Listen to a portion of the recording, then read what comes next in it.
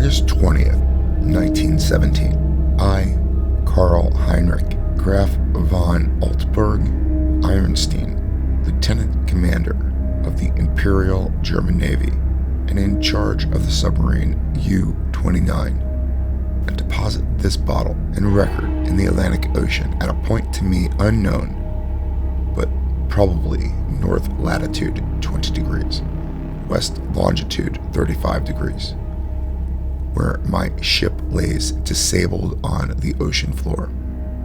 I do so because of my desire to set certain unusual facts before the public, a thing I shall not in all probability survive to accomplish in person, since the circumstances surrounding me are as menacing as they are extraordinary, and involve not only the hopeless crippling of the U-29, but the impairment of my iron German will in a manner most disastrous. On the afternoon of June 18th, as reported by wireless to the U-61 bound for Kiel, we torpedoed the British freighter Victory, New York to Liverpool, in north latitude 45 degrees, west longitude 28 degrees, permitting the crew to leave in boats in order to obtain a good cinema view for the Admiralty records.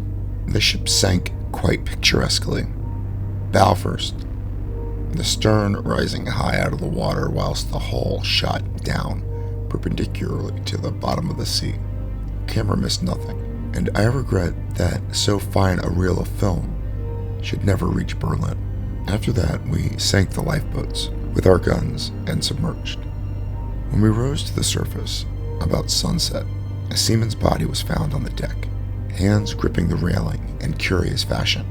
The poor fellow was young, rather dark, and very handsome, probably an Italian or Greek, and undoubtedly of the Victory's crew. He had evidently sought refuge on the very ship which had been forced to destroy his own. One more victim of the unjust war of aggression which the English pig dogs are waging upon the fatherland. Our men searched for him for souvenirs, and found in his coat pocket a very odd bit of ivory, carved to represent a youth's head, crowned with laurel. My fellow officer, Lieutenant Klins, believed that the thing was of great age and artistic value, so took it from the men for himself. How it had ever come into the possession of a common soldier, neither he nor I could imagine. As the dead man was thrown overboard, there occurred 2 incidents which created much disturbance among the crew.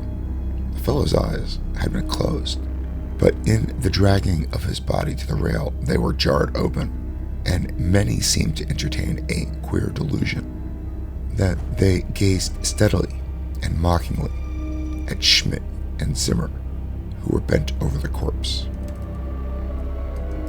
Boatswain Mueller, an elderly man who would have been better had he not been superstitiously Holstein swine, became so excited by his impression that he watched the body in the water and swore that after it sank a little, it drew its limbs into a swimming position and sped away to the south under the waves.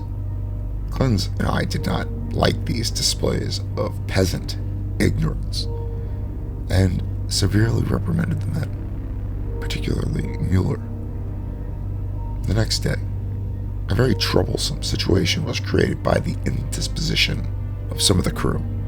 They were evidently suffering from the nervous strain of our long voyage, and had had bad dreams. Several quite dazed, and after satisfying myself that they were not feigning their weaknesses, I excused them from their duties. The sea was rather rough, so we descended to a depth where the waves were less troublesome. Here we were comparatively calm, despite a somewhat puzzling southward current, which we could not identify from our oceanographic charts. The moans of the sick men were decidedly annoying, but since they did not appear to demoralize the rest of the crew, we did not resort to extreme measures. It was our plan to remain where we were and intercept the liner, Dacia, mentioned in information from agents in New York. In the early evening, we rose to the surface and found the sea less heavy. The smoke of a battleship was on the northern horizon, but our distance and ability to submerge made us safe. What worried us more was the talk of Boatswain Mueller, which grew wilder as night came on. He was in a detestably childish state and babbled of some illusion of dead bodies drifting past the undersea portholes, bodies which looked at him intensely and which he recognized, in spite of bloating, as having seen dying during some of our victorious German exploits. And he said the young man we had found and tossed overboard was their leader. This was very gruesome and abnormal, so we confined Mueller in irons and had him soundly whipped. The men were not pleased at his punishment, but discipline was necessary. We also denied the request of a delegation headed by Seaman Zimmer that the curious carved ivory head be cast into the sea. On June 20, Seaman Bohm and Schmidt, who had been ill the day before, became violently insane. I regretted that no physician was included in our complement of officers, since German lives are precious, but the constant ravings of the two concerning a terrible curse were most subversive of discipline, so drastic steps were taken. The crew accepted the event in a sullen fashion, but it seemed to quiet Mueller, who thereafter gave us no trouble. In the evening, we released him, and he went about his duties silently. In the week that followed, we were all very nervous, watching for the Dacia. The tension was aggravated by the disappearance of Mueller and Zimmer, who undoubtedly committed suicide as a result of the fears which had seemed to harass them. Though they were not observed in the act of jumping overboard, I was rather glad to be rid of Mueller, for even his silence had unfavorably affected the crew. Everyone seemed inclined to be silent now, as though holding a secret fear. Many were ill, but none made a disturbance. Lieutenant Clens chafed under the strain and was annoyed by the merest trifles, such as the school of dolphins which gathered around the U-29 in increasing numbers, and the growing intensity of that southward current, which was not on our charts. It at length became apparent that we had missed the Dacia altogether. Such failures are not uncommon, and we were more pleased than disappointed, since our return to Wilhelmshaven was now in order. At noon, June 28th, we turned northeastward, and despite some rather comical entanglements with unusual masses of dolphins, were soon underway. The explosion in the engine room at 2 p.m. was wholly a surprise. No defect in the machinery or carelessness in the men had been noticed. Yet, without warning, the ship was racked from end to end with a colossal shock. Lieutenant Clens hurried to the engine room, finding the fuel tank and most of the mechanism shattered, and engineers Robb and Schneider instantly killed. Our situation had suddenly become grave indeed, for though the chemical air regenerators were intact, and though we could use the devices for raising and submerging the ship and opening the hatches, as long as compressed air and storage batteries might hold out, we were powerless to propel or guide the submarine. To seek rescue in the lifeboats would be to deliver ourselves into the hands of enemies unreasonably embittered against our great German nation, and our wireless had failed ever since the Victory affair to put us in touch with a fellow U-boat of the Imperial Navy. From the hour of the incident till July 2nd, we drifted constantly to the south, almost without plans, and encountering no vessel. Dolphins still encircled the U-29, a somewhat remarkable circumstance considering the distance we had covered. On the morning of July 2nd, we sighted a warship flying American colors, and the men became very restless in their desire to surrender. Finally, Lieutenant Clens had to shoot a seaman named Trouble, who urged this un-German act with especial violence. This quieted the crew for a time, and we submerged unseen. The next afternoon, a dense flock of seabirds appeared from the south, and the ocean began to heave ominously. Closing our hatches, we awaited developments until we realized that we must either submerge or be swamped in the mounting waves.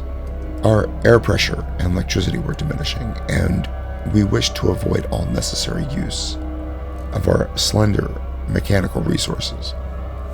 But in this case, there was no choice. We did not descend far, and when, after several hours, the sea was calmer, we decided to return to the surface. Here, however, a new trouble developed, for the ship failed to respond to our direction, in spite of all that the mechanics could do. As the men grew more frightened at this undersea imprisonment, some of them began to mutter again about Lieutenant Clens's IV image, but the sight of an automatic pistol calmed them.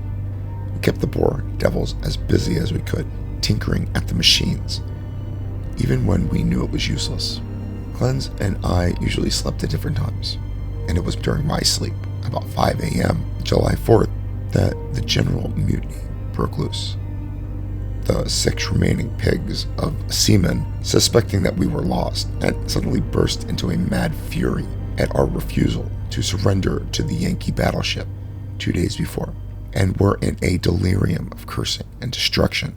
They roared like the animals they were, and broke instruments and furniture indiscriminately, screaming about such nonsense as the curse of the ivory image and the dark, dead youth who looked at them and swam away.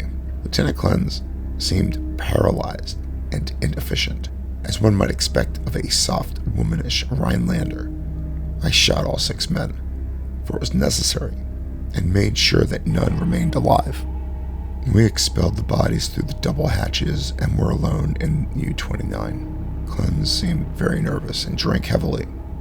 It was decided that we remain alive as long as possible, using the large stock of provisions and chemical supply of oxygen, none of which had suffered from the crazy antics of those swine-hound seamen. Our compasses, depth gauges, and other delicate instruments were ruined, so that henceforth our only reckoning would be guesswork, based on our watches, the calendar, and our apparent drift as judged by any objects we might spy through the portholes or from the conning tower. Fortunately, we had storage batteries still capable of long use, both for interior lighting and for the searchlight.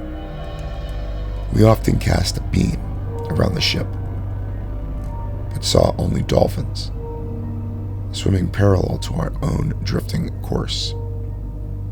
Scientifically interested in these dolphins, for though the ordinary Delphinius delphis is a cetacean mammal, unable to subsist without air, I watched one of the swimmers closely for 2 hours and did not see him alter his submerged condition.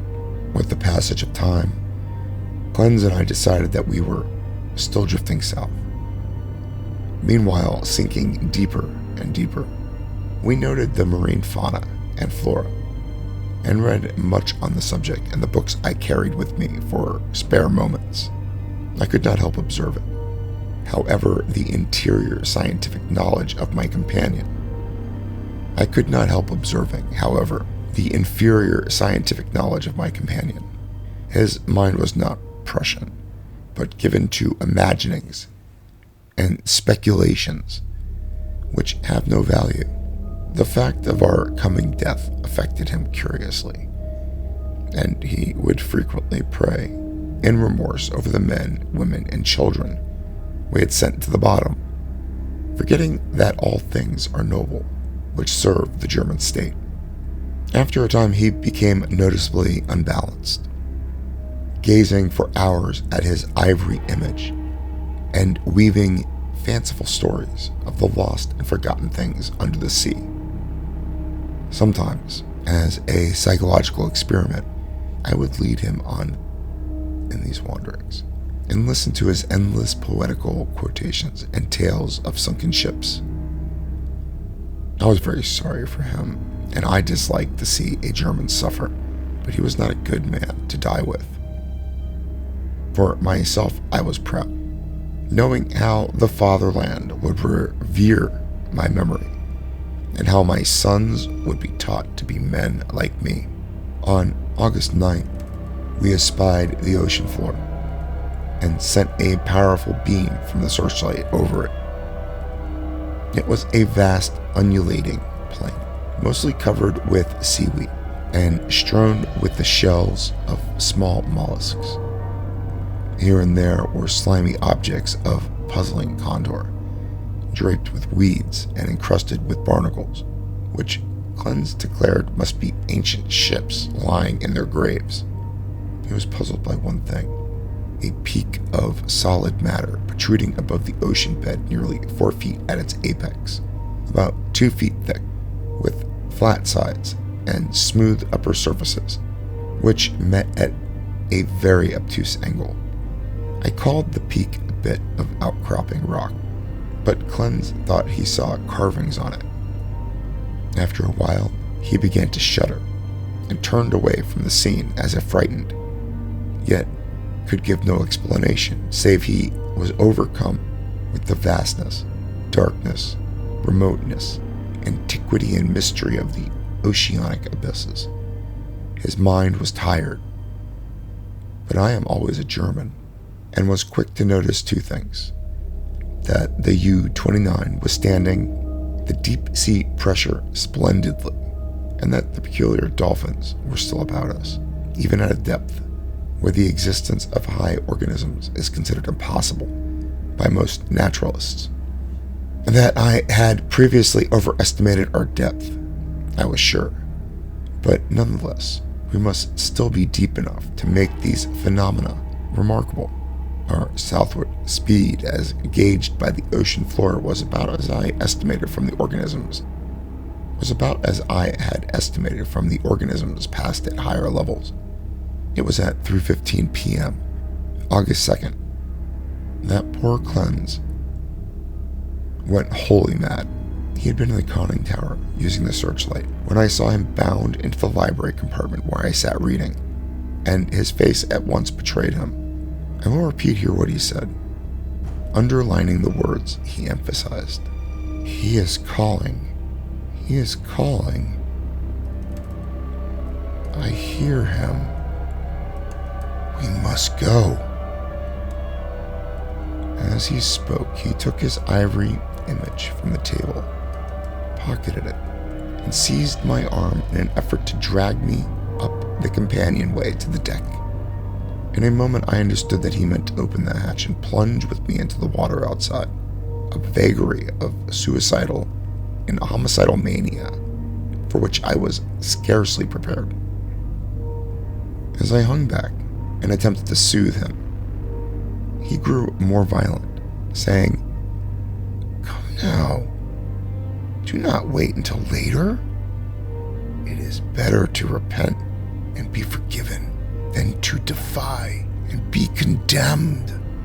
Then I tried the opposite of the soothing plan and told him he was mad, pitifully demented, but he was unmoved and cried, "If I'm mad, it is mercy. May the gods pity a man who is in his callousness and can remain sane to the hideous end. Come and be mad while he still calls with mercy." This outburst seemed to relieve a pressure in his brain, for as he finished, he grew much milder, asking me to let him depart alone. My course at once became clear. He was a German, but only a Rhinelander, and a commoner, and he was now a potentially dangerous man. Madman. By complying with his suicidal request, I could immediately set myself from one who was no longer a companion, but a menace. I asked him to give me the ivory image before he went, but this request brought from him such uncanny laughter that I did not repeat it. Then I asked him if he wished to leave any keepsake or a lock of hair for his family in Germany in case I should be rescued. But again, he gave me that strange laugh. So, as he climbed the ladder, I went to the levers, and allowing proper time intervals, operated the machinery which sent him to his death. After I saw that he was no longer in the boat, I threw the searchlight around the water in an effort to obtain a last glimpse of him, since I wished to ascertain whether the water pressure would flatten him as theoretically should, or whether the body would be unaffected, like those extraordinary dolphins. It did not, however, succeed in finding my late companion, for the dolphins were massed thickly and obscuringly about the conning tower. That evening I regretted that I had not taken the ivory image surreptitiously from poor Cleanse's pocket as he left, for the memory of it fascinated me. I could not forget the youthful, beautiful head with its leafy crown, though I am not by nature an artist. I was also sorry I had no one with whom to converse. Cleanse, though not my mental equal, was much better than no one. Not sleep well that night, and wondered exactly when the end would come. Surely I had little enough chance of rescue. The next day, I ascended to the conning tower and commenced the customary searchlight explorations. Northward, the view was much the same as it had been all the 4 days since we had sighted the bottom, but I perceived that the drifting of the U-29 was less rapid. As I swung the beam around to the south, I noticed that the ocean floor ahead fell away in a marked declivity and bore curiously regular blocks of stone in certain places, disposed as if in accordance with definite patterns. The boat did not at once descend to match the greater ocean depth, so I was soon forced to adjust the searchlight to cast a sharply downward beam. Owing to the abruptness of the change, a wire was disconnected, which necessitated a delay of many minutes for repairs. But at length the light streamed on again, flooding the marine valley below me. I was not given to emotion of any kind, but my amazement was very great when I saw what lay revealed in that electrical glow. And yet, as one reared in the best couture of Prussia, I should not have been amazed, for geology and traditional light tell us of great transpositions in oceanic and continental areas. What I saw was an extended and elaborate array of ruined edifices, all of magnificent, though unclassified architecture, and in various stages of preservation. Most appeared to be marble, gleaming whitely in the rays of the searchlight, and the general plan was of a large city at the bottom of a narrow valley, with numerous isolated temples and villas on the steep slopes above. Roofs were fallen, and columns were broken, but there still remained an air of immemorial, ancient splendor which nothing could efface. Confronted at last with Atlantis, I had formerly deemed largely a myth. I was the most eager of explorers. At the bottom of that valley, a river once had flowed. For as I examined the scene more closely, I beheld the remains of stone and marble bridges and seawalls, terraces, and embankments once verdant and beautiful.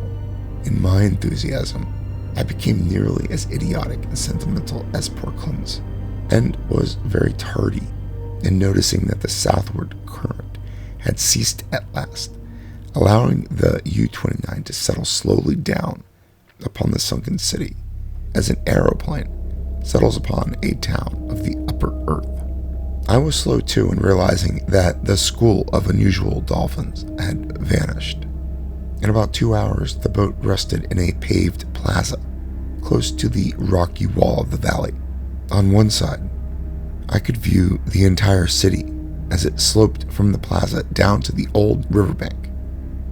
On the other side, in a startling proximity, I was confronted by a richly ornate and perfectly preserved facade of a great building, evidently a temple, hollowed from the solid rock.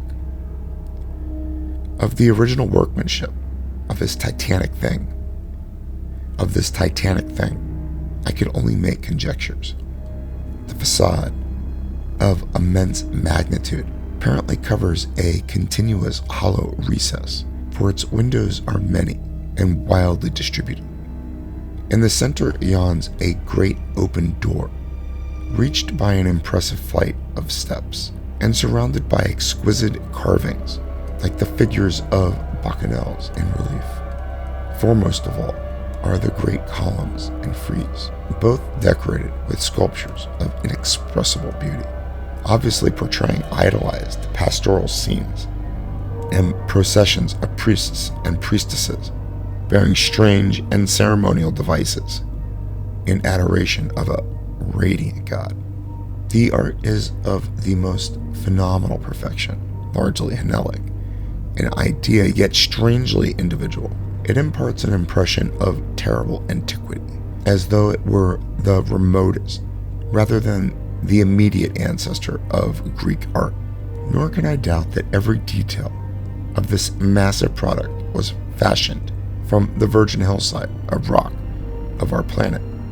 It was palpably a part of the valley wall.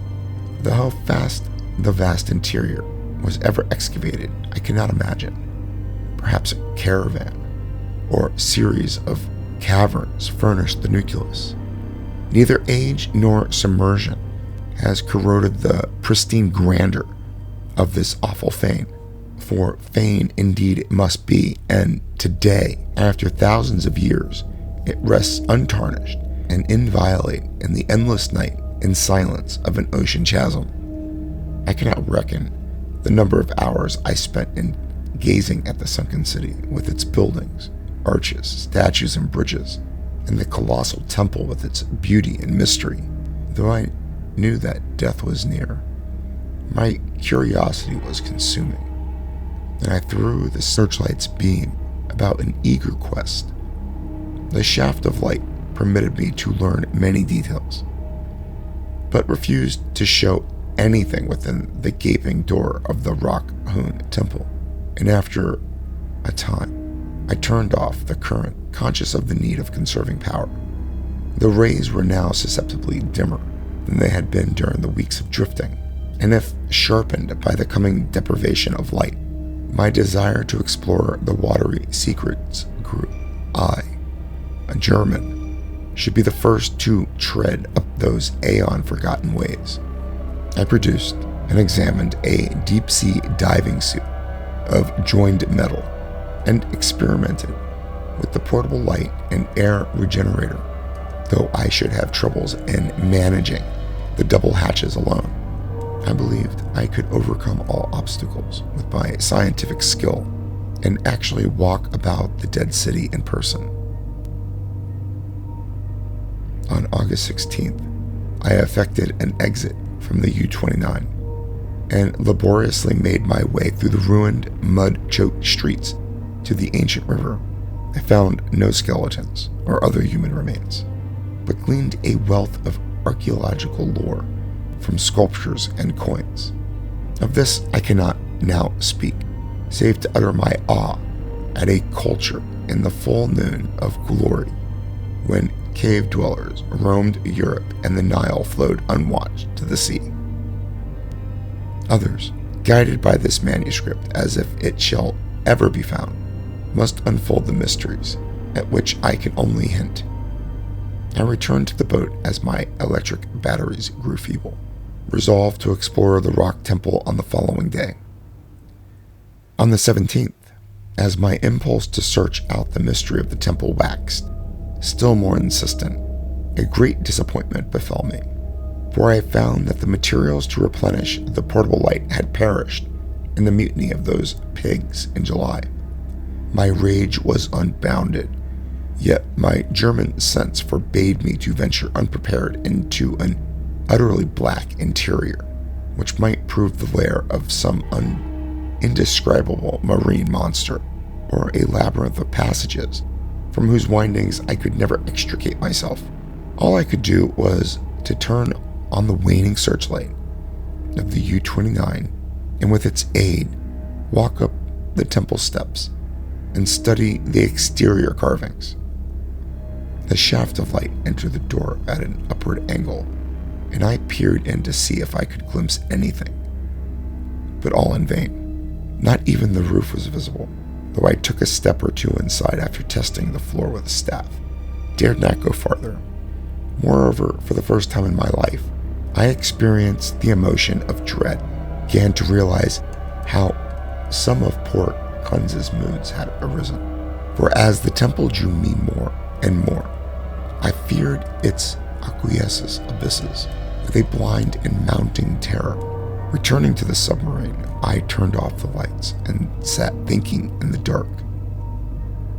Electricity must be saved for emergencies. Saturday, the 18th, I spent in total darkness, tormented by thoughts and memories that threatened to overcome my German will. Cleanse had gotten mad and perished before reaching this sinister remnant of a past unwholesomely remote, and advised me to go with him.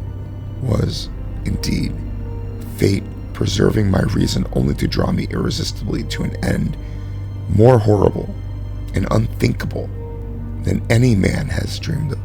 Clearly my nerves were sorely taxed, and I must cast off these impressions of weaker men.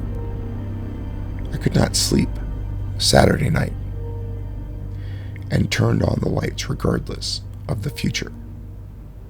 It was annoying that the electricity should not last out the air and provisions. I revived my thoughts of euthanasia and examined my automatic pistol. Toward the morning, I must have dropped asleep with the lights on, for I awoke in darkness yesterday afternoon to find the batteries dead. I struck several matches in succession, and desperately regretted the improvidence which had caused us long ago to use up the few candles we carried. After the fading of the last match I dared to waste, I sat very quietly without a light. As I considered the inevitable end, my mind ran over preceding events and developed a hitherto dormant impression which would have caused a weaker and more superstitious man to shudder. The head of a radiant god in the sculptures on the rock temple is the same as that carven bit of ivory which the dead sailor brought from the sea, which poor Cleanse carried back into the sea. I was a little dazed by this coincidence, but did not become terrified. It is only the inferior thinker who hastens to explain the singular and the complex by the primitive shortcut of supernaturalism.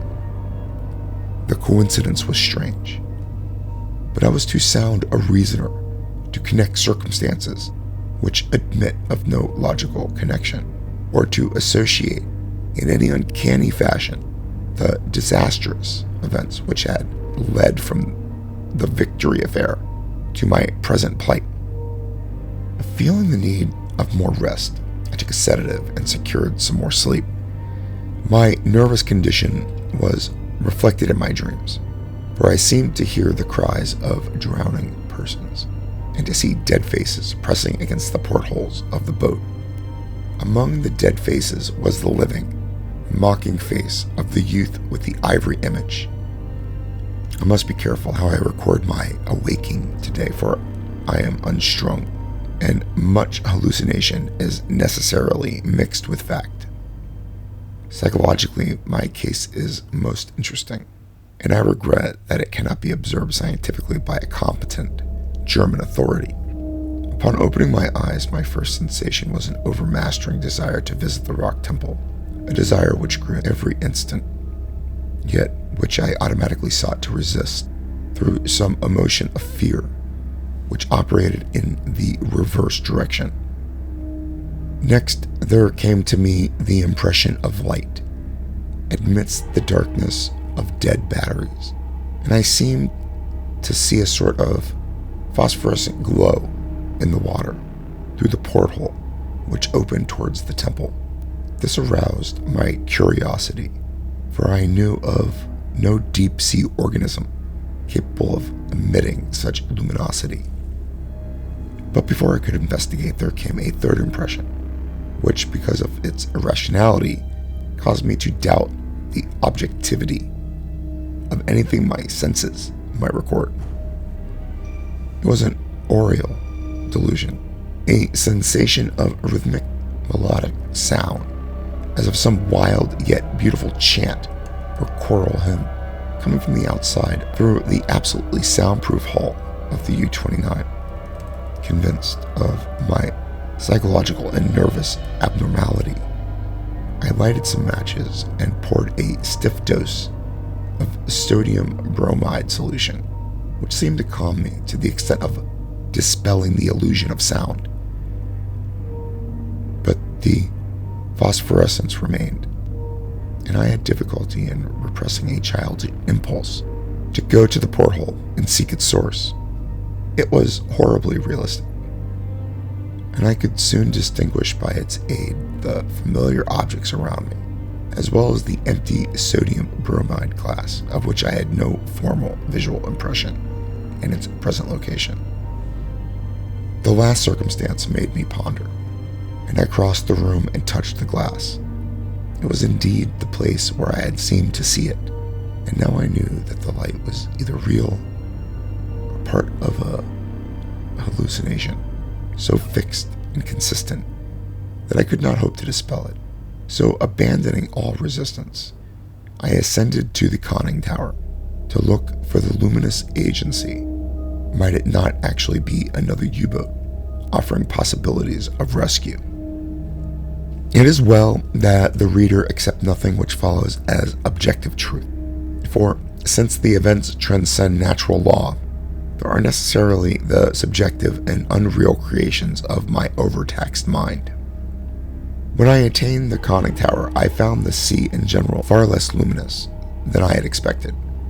There was no animal or vegetable phosphorescence about, and the city that sloped down to the river was invisible in blackness. What I did see was not spectacular, not grotesque or terrifying, yet it removed my last vestige of trust in my consciousness. For the door and the windows of the undersea temple, hewn from the rocky hill, were vividly aglow with a flickering radiance, as from a mighty altar flame far within. Later incidents are chaotic. As I stared at the uncannily lighted door and windows, I became subject to the most extravagant visions so extravagant that I cannot even relate them. I fancied that I discerned objects in the temple, objects both stationary and moving, and seemed to hear again the unreal chant that had floated to me when I first awakened. And over all rose thoughts and fears which centered in the youth from the sea and the ivory image whose carving was duplicated on the frieze and columns of the temple before me. I thought of poor Cleanse and wondered where his body rested with the image he carried back into the sea. He had warned me of something, and I had not heeded, but he was a soft-hearted Rylander who went mad at troubles a Persian could bear with ease. The rest is very simple. My impulse to visit and enter the temple has now become inexplicable and imperious command which ultimately cannot be denied. My own German will no longer controls my acts, and volition is henceforth possible only in minor matters. Such madness it was which drove Cleanse to his death, bareheaded and unprotected in the ocean. But I am a Prussian and a man of sense, and will use to the last what little will I have. When first I saw that I must go, I prepared my diving suit, helmet, and air regenerator for instant doning, and immediately commenced to write this hurried chronicle in the hope that it may someday reach the world. I shall seal the manuscript in a bottle and entrust it to the sea as I leave the U-29 forever. I have no fear, not even from the prophecies of the madman cleanse. What I have seen cannot be true, and I know that this madness of my own will at most lead only to suffocation when my air is gone. The light in the temple is sheer delusion, and I shall die calmly, like a German, in the black, forgotten depths.